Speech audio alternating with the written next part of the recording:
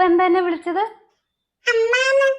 അച്ഛമ്മ പറഞ്ഞല്ലോ ഇനി അമ്മാന്ന് വിളിച്ചാ മതിയെന്ന്. ഇതാണ് എന്റെ അമ്മാന്ന്. നിത്യാന്റി എന്റെ അമ്മയാണോ? ഈ അമ്മയുടെ ഓരോരോ കാര്യങ്ങള് മനുഷ്യന്റെ സ്വസ്ഥത നശിപ്പിക്കാനായിട്ട്.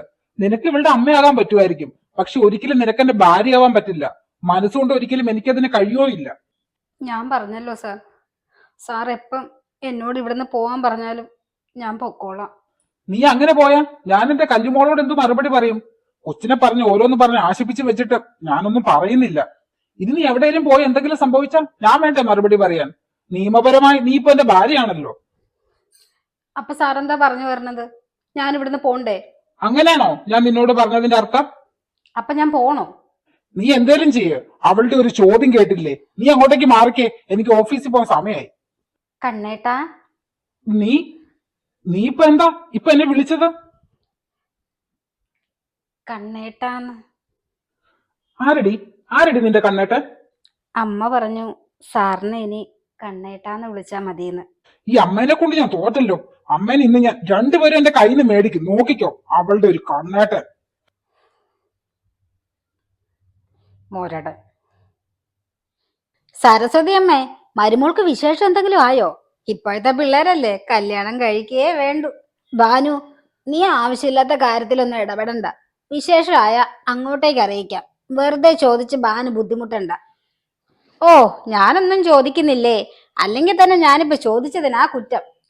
ഭാനുവെടുത്തി 2 ചായ. ഓ, ചായ ഞാൻ ഇട്ട് തന്നേക്കാം, എന്റെ പണി അതാണല്ലോ. ഓ, അപ്പൊ ഭാനുവെടുത്തിക്ക് അതൊക്കെ അറിയാം, എന്നിട്ടാണ് ഇങ്ങനത്തെ അനാവശ്യ കാര്യങ്ങളൊക്കെ ചോദിച്ച അമ്മേനെ ബുദ്ധിമുട്ടിക്കുന്നേ. ഞാനൊന്നിനും ഇല്ലായേ, ചായ ഞാൻ റൂമിൽ കൊണ്ടേ തന്നേക്കാം.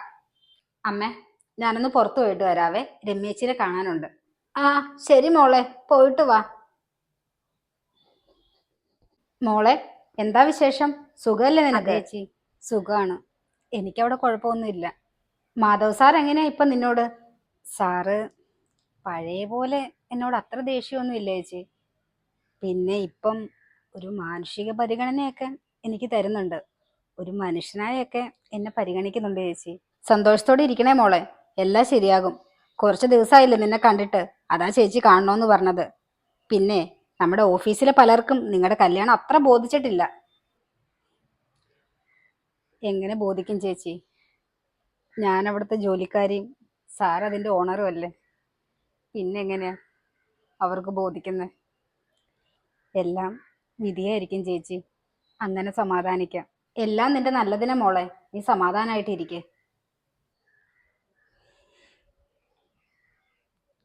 നിത്യ, എനിക്ക് നിത്യയോട് കുറച്ച് കാര്യങ്ങൾ സംസാരിക്കാനുണ്ട്. എന്താണ് സാർ? നമ്മൾ തമ്മിലുള്ള വിവാഹം നടന്നത് എങ്ങനെയാന്ന് നിത്യക്ക് അറിയാലോ. അതിനെക്കുറിച്ചൊന്നും ഞാൻ ഓർമ്മിപ്പിക്കുന്നില്ല, ഞാൻ ഓർക്കാറുമില്ല. പക്ഷെ എന്തൊക്കെ പറഞ്ഞാലും നീ ഇപ്പൊ എന്റെ ഭാര്യയാ. പക്ഷെ എനിക്ക് എന്റെ ലയെ മറന്നുകൊണ്ട് ഒരിക്കലും മറ്റൊരു പെണ്ണിനെ സ്നേഹിക്കാൻ കഴിയില്ല. നിത്യക്കറിയാലോ എന്റെ കല്ലുമോള് നിന്നെ എത്രമാത്രം സ്നേഹിക്കുന്നുണ്ടെന്ന്. ഇനിയും നീ ഇവിടെ തുടർന്ന കല്ലുമോൾക്ക് അതൊരു തീരാ വേദനയായി തീരും. എന്റെ ലയല്ലാതെ മറ്റൊരാളെ എനിക്ക് ഭാര്യ അംഗീകരിക്കാൻ കൂടി കഴിയില്ല. അവൾ മരിച്ചു പോയെങ്കിലും അവളുടെ ആത്മാവ് ഇവിടെയൊക്കെ തന്നെയുണ്ട്. പിന്നെ തന്നോട് ഞാൻ ഇങ്ങനെയൊക്കെ പറഞ്ഞ കാര്യം അമ്മ ഒരിക്കലും അറിയാൻ പാടില്ല. അമ്മ അറിഞ്ഞ ഒരിക്കലും ഇതിനെ സമ്മതിക്കില്ല. തനിക്ക് ഇനിയും മുന്നോട്ട് നല്ല ജീവിതമുണ്ട്. ഞാനായിട്ട് ഒരിക്കലും അത് നശിപ്പിക്കാൻ പാടില്ല. നീ ഒരു കൊച്ചുകുട്ടിയല്ലേ. പെട്ടെന്ന് പോണോന്നല്ല ഞാൻ പറഞ്ഞത്. തനിക്ക് ഞാൻ പറഞ്ഞത് മനസ്സിലാകുന്നുണ്ടോ? മനസ്സിലായി സാർ. ഞാൻ കാരണം സാറിനും ഈ കുടുംബത്തിനും ഒരു ദോഷവും വരത്തില്ല. ഞാനൊന്ന് പറഞ്ഞതുപോലെ ഞാനിവിടുന്ന് പൊക്കോളാം. ഒരു ഭാര്യ എന്ന പരിഗണന വെച്ചുകൊണ്ടല്ല, ഒരു സുഹൃത്തെന്ന പരിഗണന വെച്ചുകൊണ്ട് നിത്യക്ക് എന്ത് സഹായം വേണമെങ്കിലും എന്നിൽ നിന്ന് പ്രതീക്ഷിക്കാം.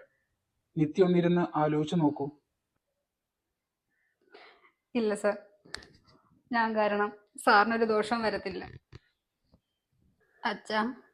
അച്ഛനറിഞ്ഞോ സാർ എന്നോട് ഇവിടുന്ന് പൊക്കോളാൻ പറഞ്ഞു? സാർ എന്നോട് അങ്ങനെ ഇത്ര പെട്ടെന്ന് പറയുമെന്ന് ഞാൻ ഒരിക്കലും വിചാരിച്ചതല്ല അച്ഛാ. അച്ഛൻ പറയേ, ഇതാണോ എൻ്റെ വിധി? ഞാൻ ഇവിടുന്ന് ഇനി എങ്ങോട്ട് പോകുക അച്ഛാ? കയറി ചെല്ലാൻ എനിക്കൊരു വീട് പോലും ഇല്ല. പക്ഷെ പോവാതിരിക്കാനും നിർവാഹമില്ല അച്ഛാ. പോണം, ഈ വീട് ഉപേക്ഷിച്ച് എനിക്ക് പോയേ പറ്റുള്ളൂ.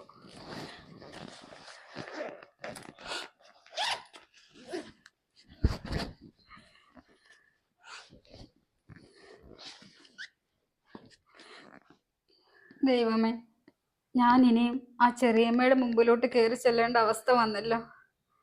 അവരെന്നെ പുറംകാല് കൊണ്ട് തട്ടി എറിയും. എന്തൊക്കെയാ അവരിവിടെ വന്നപ്പോൾ ഞാൻ പറഞ്ഞത്? എനിക്ക് ഓർത്തിട്ട് പേടിയാവുന്നു. ആ വീടല്ലാതെ വേറൊരു സ്ഥലം എൻ്റെ മുന്നിലില്ല. രമ്യേച്ചിനെ വിളിച്ച് ഇനി ശല്യം ചെയ്യണ്ട. പാവ രമ്യേച്ചി എനിക്ക് വേണ്ടി എന്തൊക്കെ സഹായങ്ങൾ ചെയ്തു. ഇനിയും ഞാനായിട്ട് ചേച്ചിനെ കൂടുതൽ ബുദ്ധിമുട്ടിക്കാൻ പാടില്ല. ചെറിയമ്മയുടെ വീട്ടിലോട്ട് തന്നെ പോവാം. എന്തു വന്നാലും എനിക്കവിടെ പിടിച്ചു നിന്നേ പറ്റുള്ളൂ. ആ വീടല്ലാതെ വേറൊരു ആശ്രയം എനിക്കില്ല. എൻ്റെ ഈശ്വര, എൻ്റെ വിധി ഇതായി തീർന്നല്ലോ. രാവിലെ നേരം വെളുക്കുമ്പം അമ്മയും കല്ലുമോളും എന്നെ അന്വേഷിക്കില്ലേ? അവരോട് മാധവ് സാർ എന്ത് മറുപടി പറയും? ഞാനെന്തിനാ ഇങ്ങനെയൊക്കെ ചിന്തിക്കുന്നേ? മാധവ് സാർ എന്തെങ്കിലും പറഞ്ഞോളൂ. എന്തായാലും ശ്രീനിലയത്തിൻ്റെ പടി ഇറങ്ങാൻ നേരമായി. അച്ഛ, നമുക്ക് പോകാം. എങ്ങനെയായാലും എൻ്റെ അച്ഛൻ്റെ അനുഗ്രഹം എപ്പോഴും കൂടെ ഉണ്ടാവണം. അച്ഛനല്ലാതെ മറ്റാരും എനിക്കില്ല.